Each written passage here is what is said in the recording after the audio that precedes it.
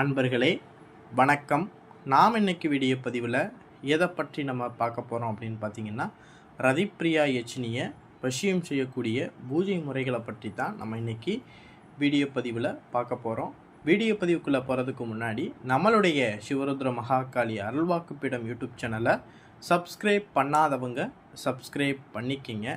அதாவது மாந்திரிக ஓலைச்சுவடிகளில் பார்த்திங்கன்னா 64 யட்சினிகளை பெயர்களை என்ன செஞ்சுருக்காங்கன்னா வெளிக்கொண்டு வந்திருக்காங்க. சரிங்களா, நம்மளுக்கு தெரிஞ்சது 64 யட்சினிகளை தான் மாந்திரிக ஓலைச்சுவடியில் முக்கியமாக குறிப்பிட்டிருக்காங்க. ஆனால் யட்சினிகள் பார்த்திங்கன்னா பல வகைகள் இருக்குது. சரிங்களா, ஆனால் மாந்திரிக ஓலைச்சுவடியில் குறிப்பிட்டிருக்கிறது பார்த்திங்கன்னா 64 யட்சினிகளை தான் குறிப்பிட்டிருக்காங்க. அதன் பிறகு பார்த்திங்கன்னா இந்த 64 யட்சினிகளில் அஷ்ட யட்சினிகள் அப்படின்னு சொல்லிட்டு ஒரு 8 விதமான யட்சினிகள் இருக்குது. அந்த 8 விதமான யட்சினிகள் முக்கியமான யட்சினிகள். சரிங்களா, ரொம்பவும் பவர்ஃபுல்லான யட்சினிகள் அப்படிங்கிற மாதிரியும் அதுக்கு அஷ்ட யட்சினிகள் அப்படின்னு சொல்லிட்டு சொல்லப்பட்டிருக்காங்க. சரிங்களா, அந்த அஷ்ட யட்சினிகளில் ஒரு யட்சினி தான் ரதிப்பிரியா யட்சினி. சரிங்களா, இந்த ரதிப்பிரியா யட்சினியை நம்ம வசியம் செய்கிறதுனால நம்மளுக்கு என்னென்ன பலன்கள் நன்மைகள்லாம் கிடைக்கும் அப்படின்னு பார்த்திங்கன்னா, அதாவது சென்ற இடமெல்லாம் ஃபஸ்ட்டு சிறப்பு உண்டாகும். சரிங்களா, இந்த யட்சினி நம்ம வழிபடும்போது மதிப்பு, பேரு, புகழ், போகிற இடம் பூரா வசியமாகும். நம்மளுக்கு பார்த்திங்கன்னா நம்ம முகத்தில் அந்த வசீகரத்தன்மை இருக்கும். அந்த வசீகரத்தன்மை இருந்துச்சு அப்படின்னா நம்ம போகிற இடம் பூராமே ஜெயம் உண்டாகும். சரிங்களா, எல்லாரையுமே நம்மளால் வசியம் பண்ண முடியும். சரிங்களா, வசியம் அப்படின்னாவே உடனே என்ன செஞ்சிடக்கூடாது, தப்பான கண்ணோட்டத்துக்கு போயிடக்கூடாது. சரிங்களா, ஒரு வேலையில் இருக்கக்கூடியவங்க நம்மளுடைய சொல்படி கேட்டு நம்மள்கிட்ட இருக்கணும் அப்படின்னா நம்மளுக்கு அந்த வசிய சக்தி இருந்தால் தான் நம்ம சொல்கிற விஷயங்களை கேட்பாங்க. சரிங்களா, ஒரு இடத்துக்கு நீங்கள் போகிறீங்க, அந்த காரியம் உங்களுக்கு நடக்கணும் அப்படின்னாலும் நம்மள்ட்ட அந்த வசீகர சக்தி இருந்தால் தான் அந்த காரியங்கிறது நடக்கும். சரிங்களா, அதே போல் இந்த ரதிப்பிரியா யட்சினி என்ன செய்யும், இந்த ரதிப்பிரியா யட்சினியை நம்ம பூஜை செய்யும்போது அதோடைய அனுக்கிரகம் நம்மளுக்கு கிடச்சிருச்சு அப்படின்னா நம்மளுக்கு எல்லா விஷயங்கள்லையுமே வெற்றியை கொடுக்கும், வசீகர சக்தியை நம்மளுக்கு கொடுத்து, அதே போல் பார்த்திங்கன்னா இந்த ரதிப்பிரியா யட்சினி நம்மளுக்கு வசியம் ஆயிடுச்சு அப்படின்னா செல்வத்துக்கு ஒருபோதும் குறைவே இருக்காது. சரிங்களா, உங்களுக்கு வேண்டிய நேரம் பூரா உங்களுக்கு என்ன செய்யணும்னா தங்க காயின் ரகசியமாக உங்களுக்கு கொடுக்கும். அந்த தங்க காயினை வச்சு நீங்கள் சேர்த்துலாம் வைக்க முடியாது, அதை வச்சு செலவு பண்ணி அனுபவிச்சுக்கிறலாம். சரிங்களா, உடனுக்குடனே அதை செலவழித்து அனுபவிச்சுக்கிறணும். அப்போனா மட்டும்தான் அந்த இது தங்க வச்சுக்கிறோம். அதே போல் சுவடிகளில் சொல்லப்பட்டிருக்கிற விஷயம் அப்படின்னா, யட்சினிகளை வச்சு பணம் இந்த மாதிரி விஷயங்கள்லாம் வந்துச்சு அப்படின்னா அது நிரந்தரமாக உங்களுக்கு அந்த பணம் அந்த செல்வம் இதெல்லாம் தக்க வச்சுக்கிறணும் அப்படின்னா, அதாவது தான தர்மங்கள் அதிகமாக நீங்கள் பண்ணிக்கிட்டு வந்துக்கிட்டு இருந்தீங்க அப்படின்னா அந்த யட்சினிங்கிறது உங்கள்கிட்ட தொடர்ந்து உங்களுக்கு அந்த செல்வத்தை தந்துக்கிட்டே இருக்கும். அது ஏதாவது ஒரு வகையில் உங்களுக்கு அந்த செல்வத்தை கொண்டு கொடுத்துக்கிட்டே இருக்குது. ஏதாவது ஒரு வழியில் உங்களுக்கு அந்த பணம் விஷயம், தங்கம் இந்த மாதிரி விஷயங்கள்லாம் சேர ஆரம்பிக்கும். சரிங்களா, இது பார்த்திங்கன்னா இந்த செல்வத்துக்குன்னு ஒரு 2 யட்சினிகள் இருக்குது. தனதா யட்சினியும் இருக்குது, ரதிப்பிரியா யட்சினியும் இருக்குது. சரிங்களா, இந்த ரெண்டுமே பார்த்திங்கன்னா செல்வத்துக்கு சம்மந்தப்பட்ட யட்சினிகள்.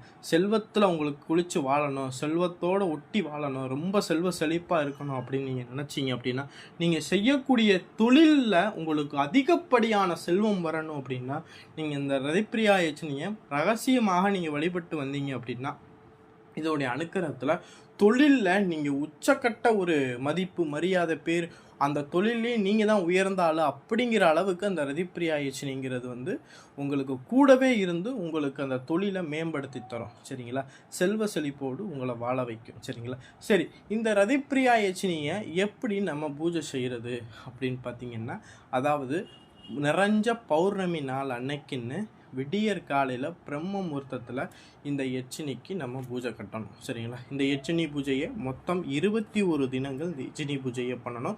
இந்த 21 தினங்களும் சுத்தமாக பயபக்தியோடு நம்ம தான் உணவு சமைச்சு சாப்பிடணும். அந்த யட்சினி பூஜை செய்யக்கூடிய இடத்துல படுத்து தூங்கணும். நீங்கள் தான் படுத்து தூங்கணும், வேறு எங்கேயுமே படுத்து தூங்கணும். யட்சினி பூஜை செய்யக்கூடிய இடத்துலையே படுத்து தூங்கணும். அதே போல் எந்நேரம் அந்த யட்சினியை தாயாகவும் சகோதரியாகவும் தெய்வமாகவும் பார்த்து அன்போடு நீங்கள் பூஜை செஞ்சீங்க அப்படின்னா உங்கள் வாழ்க்கை மரணத்தருவாய் வரைக்கும் உங்கள் கூட இருந்து உங்களுக்கு தேவையான எல்லா விஷயங்களையுமே கொடுத்து உங்கள் கூட ஒருத்தியாக இருந்து உங்களை வழிகாட்டும். சரிங்களா? அந்த அளவுக்கு எச்சினியோடைய விஷயம்லாம் கிடச்சிருச்சு அப்படின்னா, இந்த உலகத்தில் நீங்கள் எந்த இடத்துக்கு எந்த விஷயத்தை அனுபவிக்கணும்னு நினச்சாலும் அது உங்களுக்கு கொண்டாந்து கொடுக்கும். சரிங்களா? அந்த அளவுக்கு எச்சினியோட இன்னும் பார்த்தீங்கன்னா எல்லாருமே ரகசியமாக எச்சினியோட வழிபாடை எதற்காக எச்சினிகளோட வழிபாடை ரகசியமாக பண்ணணும் அப்படின்னா யாருக்கும் தெரியக்கூடாது. சரிங்களா? தெரிஞ்சிச்சுன்னா பின் விளைவுகள் வரும். அதனால் அது கொடுக்குற செல்வங்களையும் நம்ம என்ன செய்யக்கூடாது, எனக்கு எச்சினி கொடுத்துச்சு அப்படிங்கிற மாதிரி தம்பரம் அடிக்கக்கூடாது. சரிங்களா? எல்லாத்தையுமே ரகசியமாக வச்சு பயன்படுத்த தெரிஞ்சிருக்கணும். அப்படி ரகசியமாக வச்சு பயன்படுத்த தெரிஞ்சால் மட்டும்தான் எச்சினிகள் வழிபாடு சாத்தியமாகும்.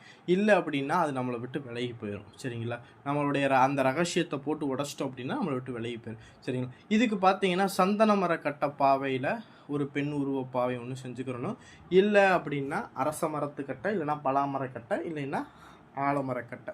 இந்த கட்டையில் ஒரு பெண் உருவ பாவை போல் செஞ்சுக்கிட்டு அந்த பெண் உருவ பாவையில் பார்த்தீங்கன்னா இந்த சந்தன மரத்தில் புல்லுருவி இருக்கும். அந்த புல்லுருவியை எடுத்து காப்பு கட்டி சாப நிவர்த்தி செய்து எடுத்து அந்த புல்லுருவியோட செந்தாமரை இருக்கு பாருங்க, அந்த செந்தாமரையோடைய சாறு விட்டு நல்லா அரைச்சிங்கன்னா சாறு, அந்த சாறு விட்டு நல்லா ரெண்டையும் சேர்த்து அரைச்சோம்னா அந்த சாறு வரும். அந்த சாரை என்ன செய்யணும் அப்படின்னா அந்த பொம்மை முழுவதும் தடவி அத்தரு, புணுகு, செவ்வாது, கோரோசனை, குங்குமப்பூ இதெல்லாம் தடவி சுத்தமான நல்ல மஞ்சள் என்ன செஞ்சிடும் பன்னீர் விட்டு அரைச்சி அதையும் அந்த பொம்மையில் தடவி சந்தனம் குங்குமம்லாம் வச்சு நீங்கள் என்ன பண்ணிடணும்னா அந்த பொம்மையை தயார்படுத்த பிறகு ஒரு வாழை இலைன்னு விரித்து அதில் பச்சரிசியோ நெல்லோ கொட்டி அந்த பொம்மையை நீங்கள் என்ன செஞ்சிடணும்னா வச்சிடணும். வச்சுட்டு மல்லிகைப்பூ சாத்திட்டு நான் ஸ்க்ரீனில் கொடுத்துருக்கூடிய மந்திரத்தை ஒரு நாளைக்கு 1008 வீதம் மொத்தம் நீங்கள் எத்தனை நாளைக்கு ஜபம் பண்ணணும் அப்படின்னா 21 தினங்கள் இந்த ஜபம் பண்ணணும்.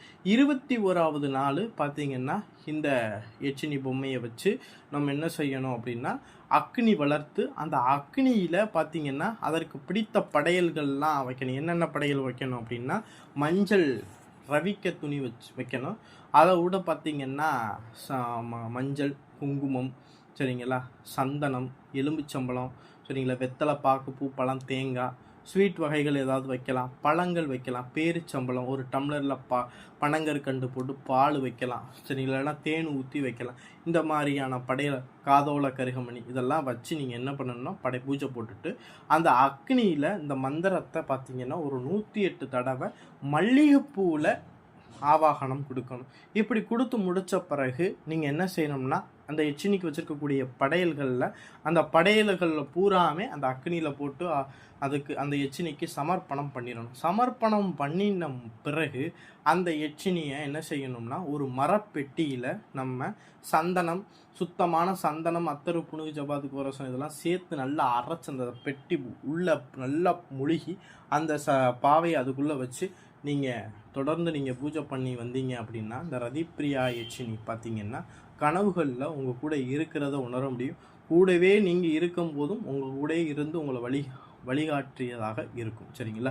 இந்த ரதிப்பிரியா எச்சினி உங்களுக்கு வேணும் அப்படின்னு நீங்கள் நினச்சிங்க அப்படின்னா இதை பூஜை செய்யணும்னு நீங்கள் ஆசைப்பட்டீங்க அப்படின்னா ஸ்க்ரீனில் தெரியக்கூடிய அந்த வாட்ஸ்அப் நம்பருக்கு நீங்கள் வாட்ஸ்அப்பில் மெசேஜ் பண்ணுங்கள், இல்லைனா வாய்ஸ் ரெக்கார்டு பண்ணி இதை பற்றின சந்தேகங்களை கேட்டுக்கிறலாம். அதே போல் இது வேணும்னா நம்மள்கிட்ட வாங்கி நீங்கள் பூஜை பண்ணலாம். சரிங்களா? இந்த வீடியோ பற்றி பிடிச்சிருந்துச்சு அப்படின்னா நம்மளுடைய சிவருத்ர மகாகாளி அல்வாக்குப்பிடம் யூடியூப் சேனலை சப்ஸ்கிரைப் பண்ணாதவங்க சப்ஸ்கிரைப் பண்ணிக்கிங்க. நன்றி, வணக்கம்.